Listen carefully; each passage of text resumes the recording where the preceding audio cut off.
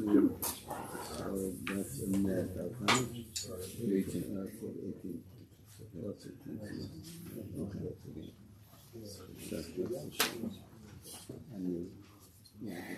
First, I want to thank the Achmani family who have been Shirim Zechnishmas' father, Rabbi Noam, Shem Shab Malia, Simcha Nachis and Bracha. Okay, we're going through this booklet that was written for the Bachrim that are maturing, and therefore it's written in their language. It was pointed out by a couple of the Chaver at the end last week that it was mentioned in the we were talking about this during the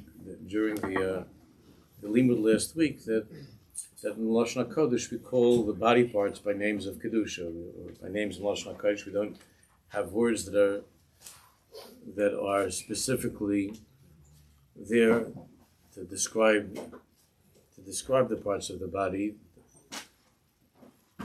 but that perhaps some of the Chaver pointed out, perhaps it's best not to stigmatize the words that are being used in biology and in school.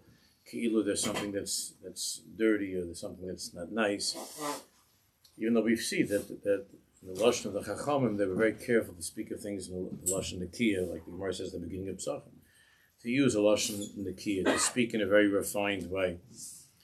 But we are trying to communicate with the boys in the language that they understand, and there is a point to that is not to stigmatize the Lashonis Kilu. These are things that are disgusting or ugly. The whole point is that they should feel this is something, they should understand this is something which is normal and it's healthy.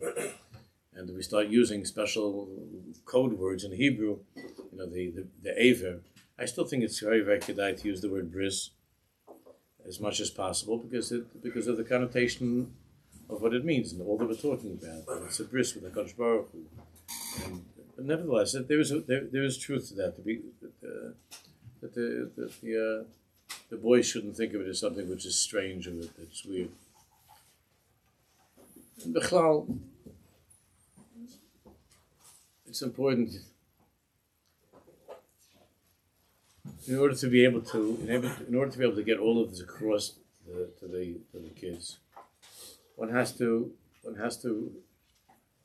feel that this is something that's nogea to us that we're working on. Each person is on madrega. So, for instance, now we're going to read about the advantage of waiting, of savlanis and of being patient.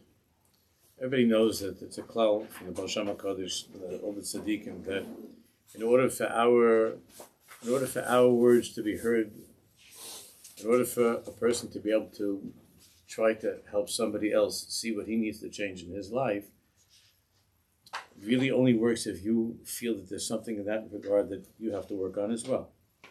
It's a ruchnistic thing. That if I don't see this as something that's nageh to me at all, and I'm just giving a speech to a kid and telling the kid what he has to do or something that's wrong with him, so the Baal Shem HaKadosh says that he's not really makabel.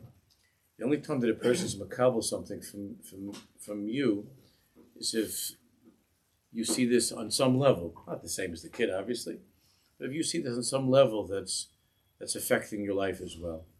So like we're going to read about now, the union of waiting. You're asking a young man to wait till he's married. And yet in the Shakla V'Taya that goes on between husbands and wives, there's so many problems that have to do with this union of impatience. And especially when it comes to intimacy and so on, all kinds of disagreements and so on that happen. There's a famous story, it's Purim, so to talk a little bit the Indian of Avodah, that there's a famous story they say from the Rebbe Abzushia, Susi Elenu. Bechlal was on hug of the Rebbe Abzushia, how he would talk to other people when he wanted to help them with something. So they say that the Rebbe Abzushia came to this, he was wandering around from place to place, and he came to a certain village, and he needed a place to stay, and he ended up by staying by some guy. And when the Rebbe of Zusha was brought into this person's house, he looked at this person's forehead, and the tzaddikim were able to see. Some tzaddikim, they're able to look at someone's forehead, and they're able to see on the forehead who the person really is. And he saw on this person's forehead like terrible, terrible aveirus were there. Terrible aveirus. And that this person was in a bad place. And the Rebbe of Zusha didn't say anything. He was just thanking him for having him. And then when it was nighttime, it was time for the Rebbe of Zusha to go to his room to go to sleep. So he began to say, he was saying his tefillas, his thinking chatzos, whatever, kriyashma, and he started to cry. Rebbe Zusha started to cry about a virus that he had done. But he said, "Oh, Zusha," he used to always call himself Zusha. He didn't say I. He said Zusha. And he started to say a virus that were the exact virus of that guy. The Rebbe Zusha wasn't doing these things.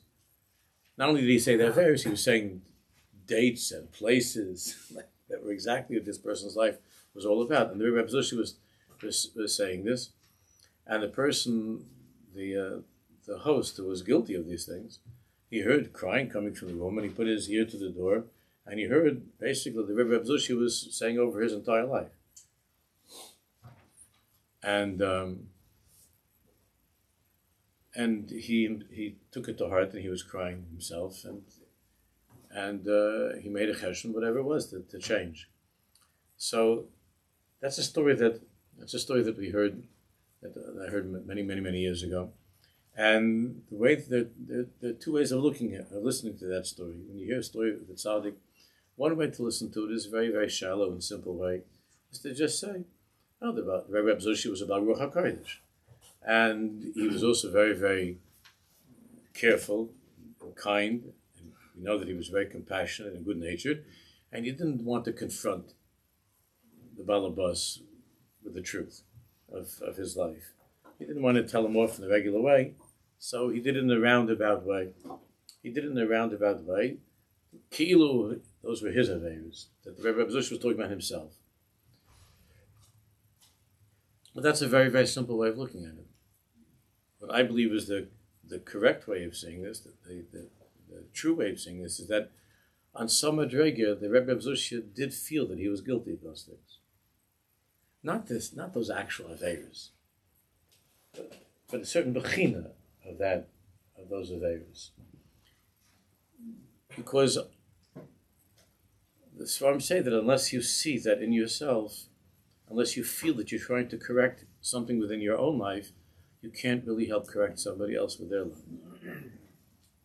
You can't really be effective unless it's something you feel is missing in you. Something that's missing in you.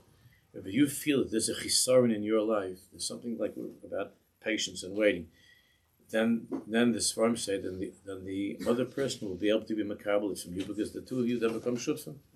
And you're working together on something. But the kids don't usually bite. You could just say, "Listen, I also have this problem," and then you give them a half hour mussar. You have to feel that this is something like the Rebbe Zusha felt on his madrega, that these were things in his life.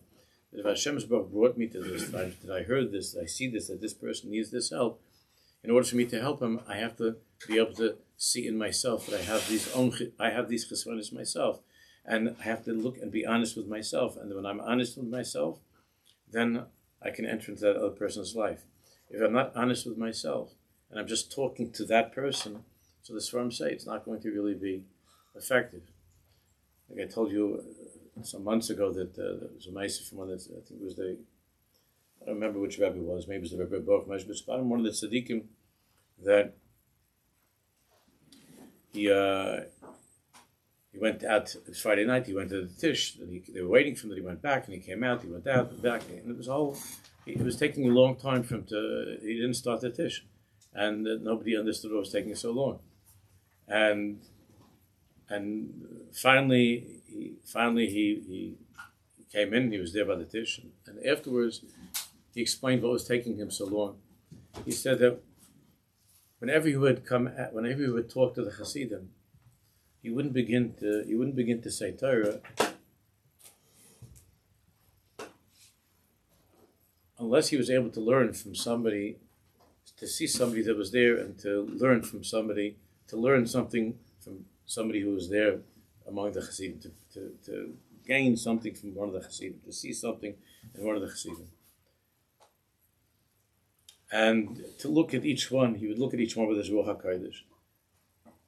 And there was one person, the Rebbe Baruch said that there was a person there that had just done the most horrible aveiros before he came to the Tish. He did the most disgusting things with somebody. And the Baruch said that he couldn't begin the Tish because he looked at this person and he couldn't be makabel anything from this person because of what he did.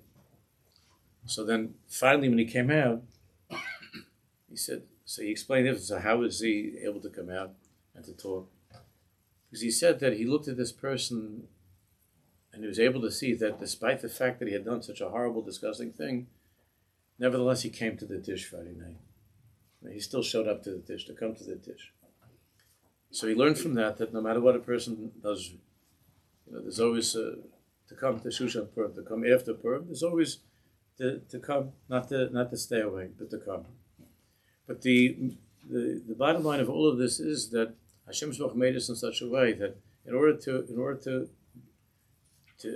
help somebody and yourself to be helped from another person, you have to enter into the person's life, and that's what this is about. To have a conversation means that you have to daven to HaKadosh Baruch Hu, that to open your eyes to see not only what that child needs or what's wrong with that child, but to see within yourself how in a certain way, not only that when you were younger you went through this, but even now in a certain way, this is something that you need to work on. And when you feel and you're humble that you need to work on that, and you're able to see in the other person, to enter in that person's life, that person then can come into your life, then there could be this v'ahavta l'reacha kamocha. That's what kamocha means. V'ahavta l'reacha kamocha means that as yourself, then you can help the person. So let's continue reading. We have learned that Shmiras HaBris preserves our ability to have children. Again, we're talking to the kids.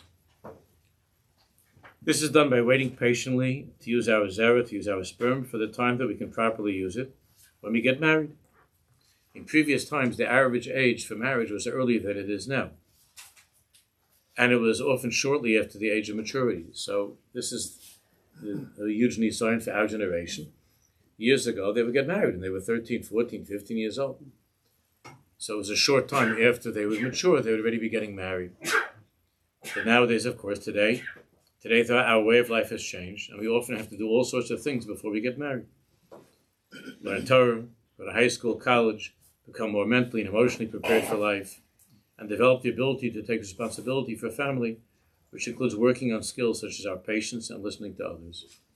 So that's the hashgacha that Hashem Yisborach wanted, that these days that we get married later, and that those years are to be used between the bar mitzvah and the chasna, are to be used to prepare, with learning, with everything else, and so on. Now, this change in lifestyle obviously delays the time that we're capable of using our ability to have children. However, there's also a big advantage to having this time in our lives. First, preserving the ability to have children properly can build a person's inner strength. So we're going to talk more about this gevura. Bocher is the gematria gevura, I think. Shalom, you check that?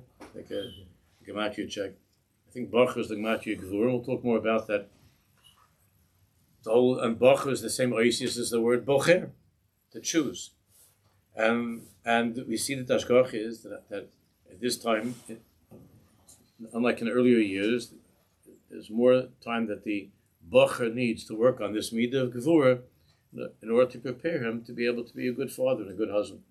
Why was it in the earlier years that they can get married when they were 15, and how life was? There's much to talk about. It's not important.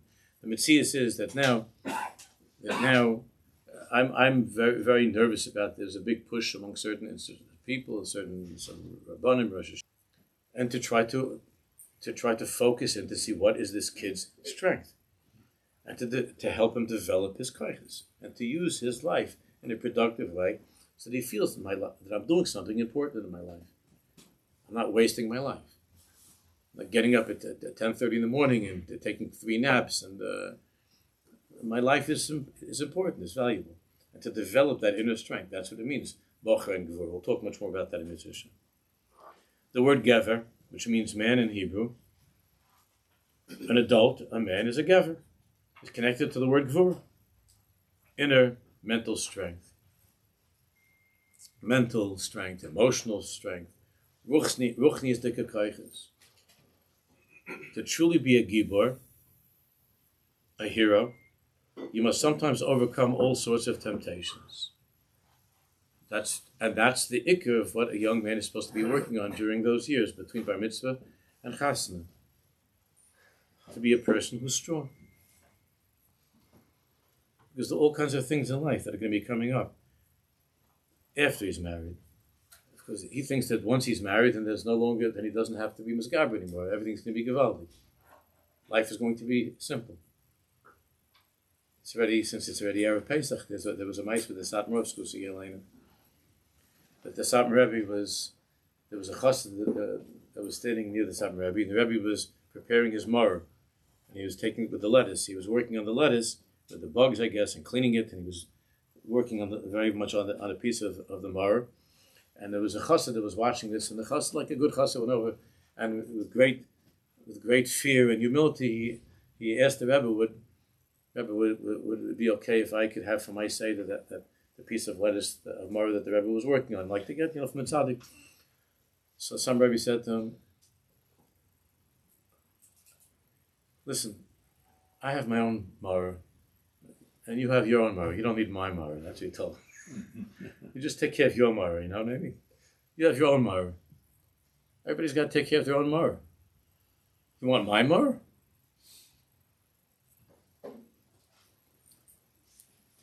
And maror on the karas, on the side of din of gevura, that's what, and everybody has their own maror in life. And this baruch thinks that after the chasna, it's only going to be, charaises.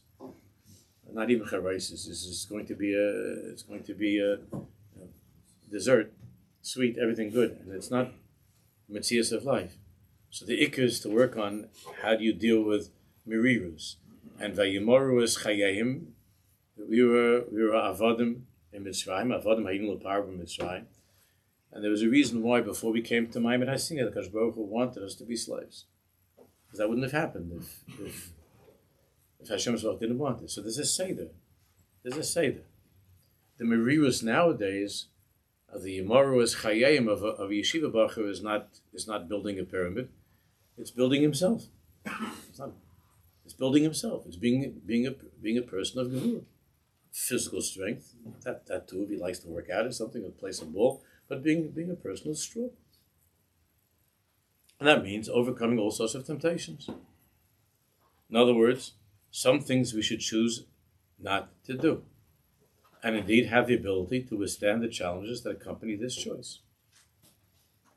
To say no. If there's something that's not right, if something that's wrong, if something that's against the Torah, if something that's unhealthy, to be able to be misgaber. Although it's not easy, making the right choice at a time of struggle or difficulty elevates a person and strengthens their inner willpower and commitment. That's the whole point of this. And that's why I was talking about the story about the Rebbe of Zusha. That unless you see yourself as a person who has to work on this, your child's not going to hear it from you. Even though you might say it very good, and you have a good delivery, and you put in some stories, and you make it nice, and you have this conversation, unless your son's neshama is hearing from you that you also want to become stronger, you also want to be a gever. And there are things in your life, it might not be the same sugi anymore as much, but there are other things in your life that you need to work on when it comes to dealing with mar, or when it comes to gevura, you have to work on. So then the neshama of the kid will hear that your neshama is in that place that's called kamocha. Kamocha, or makablim dein midein. And then your kid's going to be able to be makablit from you. But if you're just talking like in this condescending way about your child about being patient, and he sees in you that anything that goes wrong in the house, you right away start getting all worked up, and that you're not a person that has inner strength, because he sees how you talk to his mother, or he sees how you're dealing with him or with the kids, and that you're somebody that's impatient, and then you give him a whole shmuz about, sometimes you feel like doing something and you have to be strong and not do it. And he's not makabel from you. Because He sees that you're not that kind of person yourself. Isn't it right? Isn't it? I said over last night a story about the Mesivus from the Yosef from Smink about in the next world, about the Neshama came for a tikkun and the Neshama couldn't get into the Heichel of Purim. He was always locked out of the Heichel of Purim because he always came late. And the Svarim say that if you're late in this world to shul and to davening, in the next world you're also going to be late, and they won't let you in. Except here they let you in, but in the next world they won't let you in. So if you tell your kid, you have to be strong, you have to overcome these things, you have to know how to say no, and he sees that my father lies in bed and it's shul's in 10 minutes on his Shabbos. My father doesn't have the strength to get up or to go to daven on time or to go to whatever a shir. So then he's not makabel these things. It's just I have to repeat this 1,000 times. They're just not makabel. Even though he's a respectful, good kid, he's not makabel from a person who's saying it kilu, there's you and there's me. It doesn't work that way. It doesn't work that way. It has to be together. You go. It's like you want. Are we trying to squeeze this in one sitting? Or No. or are we breaking this up into like more? Yeah. So I think it's No, but I mean like practically, because it's like a lot. It's a lot. It's a No. lot. Yeah. No. Everybody should work at their own pace, and it should definitely be broken into the different parts. Like I was saying yesterday by Shel Shudis, the Torah was saying that the pill might be very. Remember you were there, so the pill is very. You have to break it into different pieces to give a little bit of medicine each time, and then to go hang out and do something nice together, and to talk a little bit about it, and to say, "Are you okay with this? Can we continue the conversation? We'll talk a little bit, but you know what? We'll continue. There's nothing. The kid shouldn't feel like he's in a classroom, and that this is like some emergency, like when we were in yeshiva as a kid, and they would take us once or twice a year on some class trip. So I don't know if they still do this. But I remember they took us every year to the planetarium for some reason. I don't know if it's even open anymore, but it used to be by the history, by the museum on the west side. Natural history. Natural history. There's a planetarium, I think, next door, and they used to take us there. And before we would go on the bus, we had this whole speech that everyone would say, don't you make a chil Hashem. We're going to go to look at this place, and the goyim are going to be there, and you better be. If it's not, it's a big chil Hashem, and there's no tshuva for chil Hashem. We used to go all these like speeches about chil Hashem going into that. Like there's a whole Indian going on the class trip every time. So don't make it into a class. It's a schmooze. I was Together. print it out and Yeah. go over it with him. No, it's better that he feels that you're not reading from a script together with him. That's why I wanted that we should sort of read it together and to absorb the. You could of course have some notes for yourself and remember them going in, and just to do a little bit of it and to talk about it, a little bit about it, and you could add from some some other things, of course, and take away, but to divide it into different times, and the child should feel that something that's coming not as a class, but it's something that's a conversation, and to say, you know what, we're talking about something. Let's say having this conversation about waiting, because it's very hard. You can say it's a tremendous urge. It's very hard to wait, and you could say that I want, you and I are going to try to work on this together, because maybe this thing is not as pressing as it was when I was your age. We all went through this, but you see in the house, I'm impatient, and with you, I'm sometimes impatient with you. And you know what? Let's try to mechazik each other. Let's try to mechazik each other to work on this midah of savlanis, of being patient, and it's something that we don't have to, we don't have to discuss with your sister or your brothers or whatever, or with mommy. It's a beinenu. It's a vishnus between us. We're going to have this thing. It's they have all these these gimmicks that they try to make, like they have charts on the refrigerator. But to give my wife used to have this thing that somebody helped her to make on a computer. They're called mommy dollars. That had her picture on a dollar bill. They had my wife's picture on it. She made somebody made with the computer a picture. Probably Mira might have done that when the kids were the other ones were little. She made a mommy dollar, And then when the kid was had like did the homework, whatever, it was good. Something was gewaldic, so then the kid would get a mommy dollar, and at the end of the month or a week, whatever it was, you have the mommy dollars and you could trade it. There's somebody, I don't know, she heard this somewhere, and then it was going okay until she found on Central Avenue there was a mommy dollar on the street. She found with her picture. My wife said, "That's it. I'm done." And it was like one of the kids dropped a mommy dollar, and like somebody said the mommy dollars. My wife on Central Avenue, but you put these things up. You have like these charts and all these kind of games that they recommend, and there's some kind of a toelas. But all of those things with all the different gimmicks and the games that they talk about, it's not worth anything compared to this sense that the child has that my father is imay anochi betzara. I'm with you in this inyan. I'm with you in this inyan. And it's worth more than any of the other incentives to have that feeling of it being a comfortable conversation and something that we could work on together. And if you want to put something in the refrigerator, put something for both of you on the fridge. Not just for you. Like you're a kid, and I'm going to give you some prize. We're going to give each other. We're going to go out someplace. We're going to go out to eat somewhere. We'll see how we're doing in this avoda that we're working on. We'll give each other a prize together as a father and a son. These are things that think of ways to make the child more receptive. So he writes, when we overcome a challenge, we feel an amazing sensation. Sort of like one would feel when trying to climb to the top of a tall, steep mountain and finally arriving. And we're talking to the boy about even though it's very, very, very hard to overcome a desire and to be patient and to wait, especially we're not saying to wait, to have ice cream. It's another hour until you could have ice cream. We're talking about waiting just a couple of years. It'll be fine. You tell the kid, no, that's not good for now. Maybe, 6-7 years from now. That's hard to be patient. So we talk about just something to have this conversation, to have in the conversation, that feeling that you have when you do something that was hard. When you're working to accomplish something, you studied hard and you did well on the test, or you were working out and then you won the game and it went well in the contest, whatever the game. So there's a very, very fantastic feeling. So it's like what one would feel when trying to climb to the top of a tall, steep mountain and finally arriving.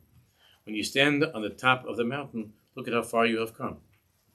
And breathe the clear mountain air. Your heart fills with excitement and joy at successfully accomplishing your goal. This is how we hope to feel if we can successfully curb our thoughts, to try to work on this, to hold back with our thoughts and our desires about marriage until the right time. Does everyone who reaches this age encounter any or all of the difficulties and challenges described here right away? Not necessarily. Some experience these issues sooner, some later, and some don't at all.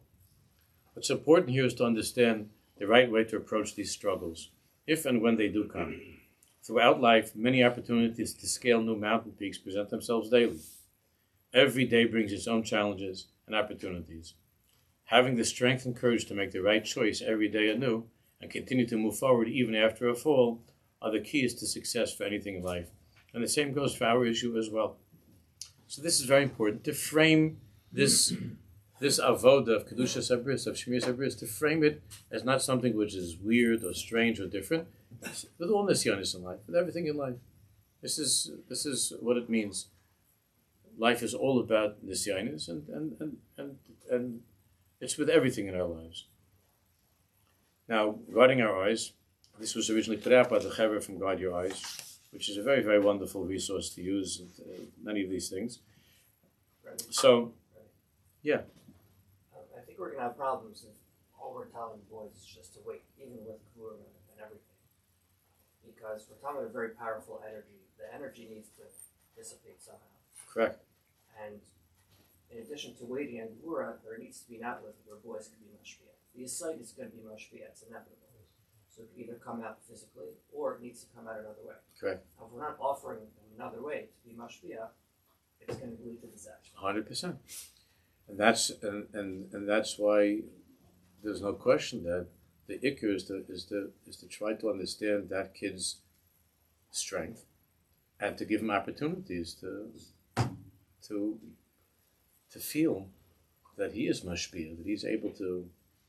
You see this even when a kid's very, very little, and the thing that makes it, especially a boy, because that's the meat of the boy, is yesod. There's nothing that makes a little boy happier than, like, let's say you're fixing something in the house, and you ask him to be, that I need your help, right?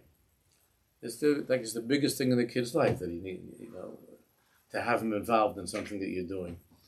And as the child matures, it becomes harder to get a sense of what is it that this, where is it that I can give this boy something to be mashpia. That's why I've been saying this all along. You see that when you go to these places like Camp Simcha or Hask, and the boys are being mashpia, that they're helping the chaver there. Those I have just all the years talking to guys. I find them to be the most amazing boys. Not that there aren't other amazing boys. They're fantastic guys all over the place. But those young men that they're doing for others, the mashpia. I've been talking about this throughout, because you're absolutely right. Chaim's 1,000% right. Just telling a kid to hold back, they're just gonna explode. Which is what's happening to a lot of the guys in the yeshiva, because the ones who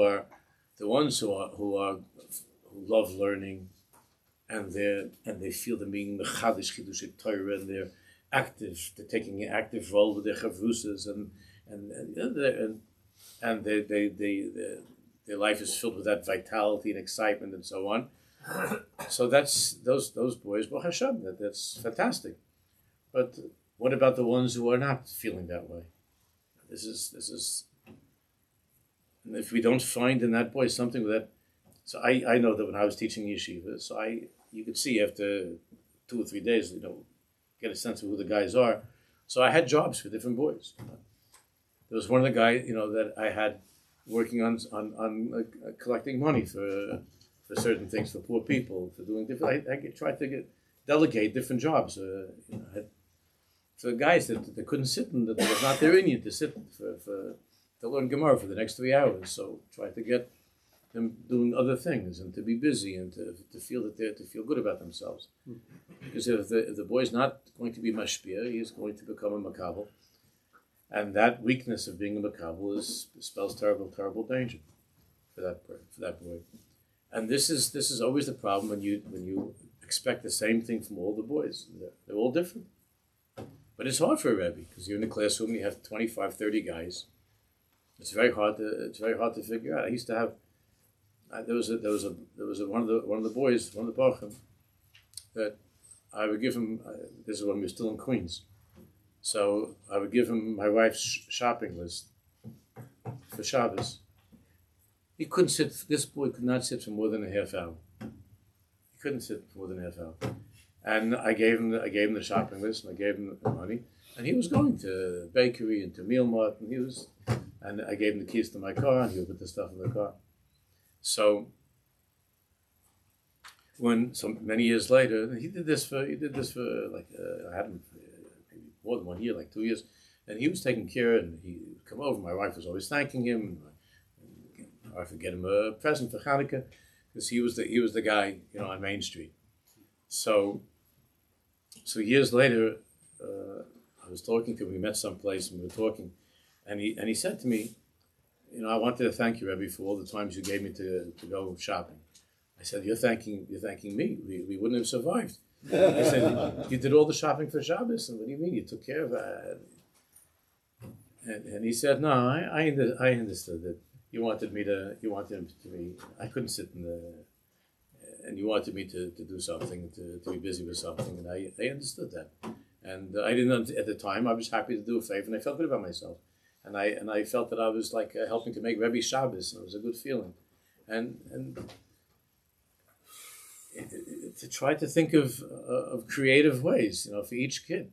What is it that works for this boy?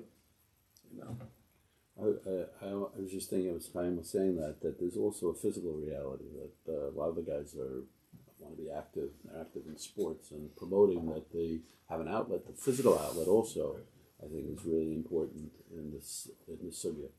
Right. So that's that. There were people in this community, in the Farakwe 5 towns, Bayswater, in the area, years ago that we're working very much on trying to rent a place in the not in the center, but a little bit like maybe more towards Valley Stream, East Rockaway at that time, a little bit further out, to try to get a place where there would be like a youth center, like you have, when you go anywhere out of town, if you go to Memphis or to Phoenix or to Los Angeles, even a big place like Los Angeles, you have Jewish, you have JCCs, right? Yeah. I remember because a few times I went to speak in these places, and they have out of town. There's always a JCC, and those places usually have a swimming pool, and they have a gym, and so years ago there were people that tried to make this to do something. There should be a girls' night and the boys to get the girls probably one night and the boys like 2-3 nights, and not to have mixed guys and girls, but to have a boys' night, and they would have gym. And the idea was to bring also like some speaker to come and to come talk to the guys, and they would have like to shoot pool and to swim in a pool and to play basketball and to hang out and to have pizza, and it was shot down. I remember that I was involved in two efforts to try to make this happen many years ago. This is even before the shul. To try to get this to happen, and it was shot down by some of the local rabbis. It was shot down. So they hung out until that. Oh, they find places to go. They find places to go, but instead of playing basketball or swimming in a pool or shooting pool, they're involved in other activities. I was always impressed with Rabbi Kamenetsky at DRS that after night Seder, the gym was open. 100%. And some of the Rebbeim hung out too and played ball with the guys. It was a big, it's a huge positive. I used to play ball all the time with the guys in school. Yes, the Cher from Hildis. We used to play ball all the time. It was great.